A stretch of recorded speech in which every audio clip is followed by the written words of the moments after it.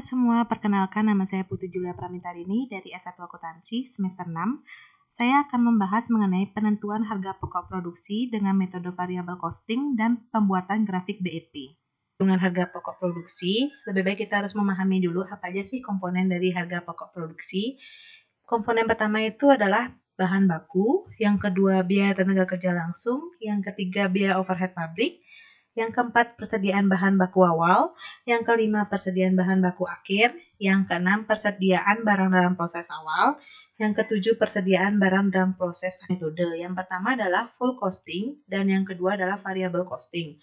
Di dalam kedua metode tersebut berbeda pada saat penentuan BOP-nya saja, di mana BOP adalah biaya-biaya selain bahan baku langsung dan biaya tenaga kerja langsung.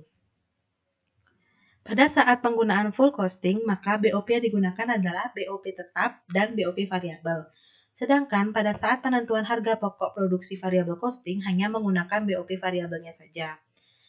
Tetapi secara umum perusahaan lebih mampu menggunakan full costing ketimbang variable costing, di mana pada saat penentuan BOP variabel itu sangat susah. Tetapi jika kita menggunakan variable costing, pihak manajemen lebih cepat dalam pengambilan keputusan bagi perusahaan tersebut. Saya akan lebih membahas mengenai harga pokok produksi dengan metode variable costing, di mana biaya variable costing adalah biaya yang berubah ketika jumlah output yang dihasilkan berubah.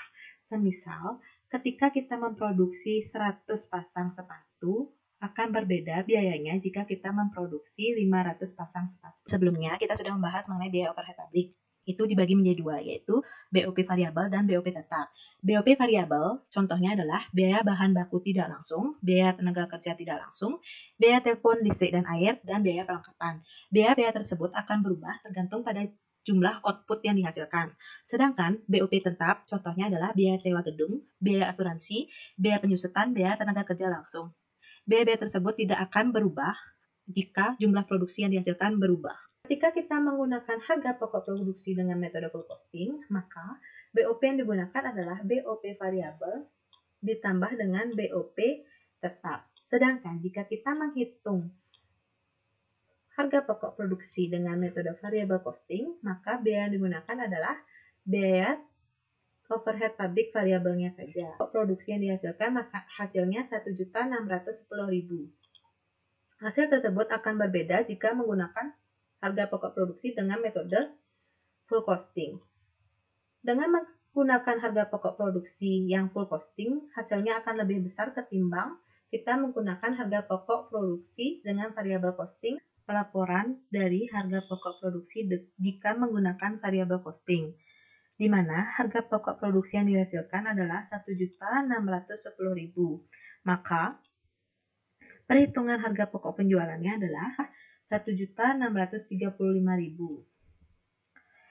Lanjut ke pelaporan laba ruginya. Jika diasumsikan kita menghasilkan output sejumlah 1.000 unit, maka penjualannya sebesar 2 juta dikurangi dengan harga pokok penjualan sebesar 1.635.000, maka margin kontribusi yang didapat sejumlah 365.000. Dan operasionalnya antara lain beban sewa gedung kantor, biaya administrasi kantor, biaya penyusutan perabot kantor, biaya asuransi mesin pabrik, biaya penyusutan mesin pabrik, dan biaya sewa gedung sejumlah 397.000. Maka PT Aku Mandiri mengalami rugi bersih sebesar 32.000. Pada saat perhitungan laporan laba rugi, ketika menggunakan full costing dan variable costing, maka laba yang dihasilkan sama. Hanya saja yang berbeda pada saat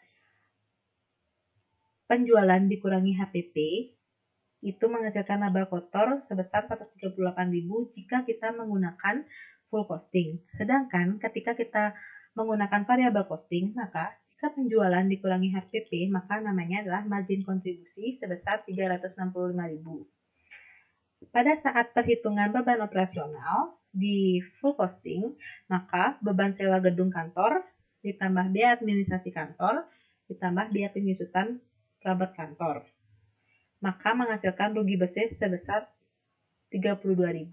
Ketika kita menggunakan variable costing, maka Beban operasionalnya antara lain beban sewa gedung kantor, biaya administrasi kantor, biaya penyusutan perabot kantor, biaya asuransi mesin pabrik, biaya penyusutan mesin pabrik, dan biaya sewa gedung.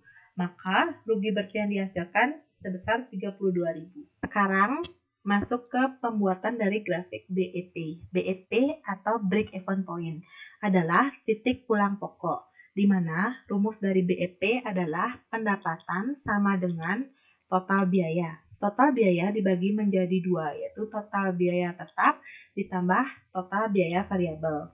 Jika kita menghasilkan output sebesar 1000 unit, maka biaya tetap yang dihasilkan sebesar 227 dan biaya variabelnya sebesar 1.635.000.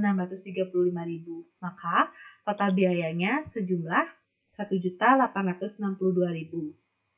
Pada pembuatan grafik BEP, maka pada garis vertikal itu terdapat dari fixed cost sebesar 227.000 dan terdapat total revenue sama dengan total cost sebesar 1.862.000. Di graf titik horizontal terdapat unit yang dihasilkan sebanyak 1000 unit.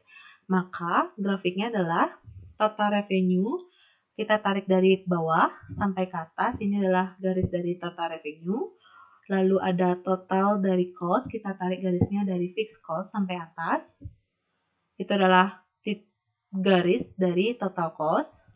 Maka ketemulah titik ulang pokok kita di sini. Sekian video saya hari ini yang membahas mengenai penentuan harga pokok produksi dengan menggunakan variable costing dan pembuatan dari grafik BEP. Semoga video saya kali ini bermanfaat bagi kalian semua. Terima kasih.